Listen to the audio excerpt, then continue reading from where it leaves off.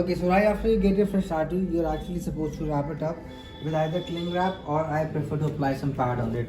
So you're supposed to take it, place it like this, tape it up just to give some extra support, and then have some fresh cling wrap wrapped over it. Okay, lift the hand a little bit.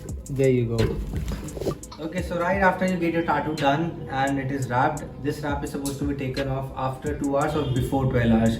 उसी cycle के round आपको रफली उतारना है. जब आप इसे initially उतारोगे तो टाटू में प्लाज्मा होगा और बहुत चिपचिपा होगा. That is very normal because your fresh tattoo is just losing out all of the plasma and unnecessary ink basically. So आपको उसको क्लीन करना है with a mild soap, preferably Dove और जॉनसन बेबी सोप. उसका foam बनाओ, पूरे टाटू को अच्छे से क्लीन कर लो और वॉश कर लो. किसी चीज़ से पूछना नहीं आपको टाटू को. ये जो भी केयर है फॉर 1 मंथ है. सो फॉर 1 मंथ मेक श्योर कि आप टाटू पे कोई भी टावल या कुछ कपड़ा डायरेक्टली नहीं लगा रहे हो. उसके आसपास आप पैड कर लो और टाटू अपने आप एयर ड्राई हो जाएगा. That's it for the first day. आपको सिर्फ एक बार ही क्लीन करना टाटू को right after you take the wrap off. After that आपको अगले दिन भी सेम चीज़ रिपीट करनी है, दिन में 2 बारी. एक बारी सुबह नहाते टाइम सोप का फोम बनाओ, टाटू क्लीन कर लो, सूखने दो, किसी से पूछो मत, and that's about it. Cover it up and you good to go. Same चीज़ शाम में. So let's just say you get it tattoo today. जब आप रैप उतारोगे तब क्लीन करना है, फिर पूरे दिन कुछ नहीं करना है. फिर नेक्स्ट डे एक बार सुबह नहाते टाइम और एक बारी शाम में. मेन केयर 3rd डे से स्टार्ट होती है. 3rd डे से बेसिकली आपको 4 चीज़ों का ध्यान रखना होता है. जो आप अभी तक सोप अप्लाई कर रहे थे वो फॉर 1 मंथ 3rd डे से आपको अप्लाई नहीं करना है और ऑइंटमेंट लगाना स्टार्ट कर देना है. Ointment would be sachet which I will show it to you guys. Your tattoo artist is supposed to provide it to you. Ointment, wax और whatever he actually gives. You suppose to apply it in a very minimal quantity. बहुत थोड़ा सा लो, टाटू पे 2-3 जगह बस आपको pad करना है उसे एंड वो अपने आप ही स्प्रेड हो जाएगा. I prefer if you keep it in the fridge where it can be cold and clean. So from the 3rd day soap बंद कर देना है.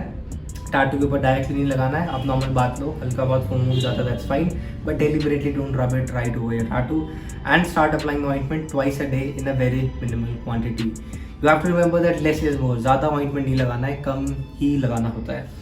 और जो 2 चीज़ों का ध्यान रखना होता है वो है direct sunlight. So for 1 month आपको डायरेक्ट सनलाइट के एक्सपोजर से दूर रहना होता है. सो इफ इट्स विंटर्स आप नॉर्मली कुछ पहन लो जिसमें आपका टाटू कवर्ड रहे, and if it's summer just try to cover it up with some clothing और avoid going right into the sun all together. Okay, so direct sunlight से बचा के रखना है. और वाटर, इसको लेके बहुत मिथ्स है. सो वाटर के साथ आपको कुछ भी एक्सट्रीम नहीं करना होता है. आपको ऐसा भी नहीं करना है कि आपको बिल्कुल टाटू को वॉश ही नहीं करना है. A lot of tattoo artists recommend this. Even clients they have the concept कि हम नहाना छोड़ देते हैं 1 हफ्ते के लिए. आपको ऐसा कुछ नहीं करना होता है. जस्ट 1-2 बारी अगर टाटू पे थोड़ा बहुत पानी जाता है that is fine. So like if you take a 5-10 minutes का शावर दैट इज कूल.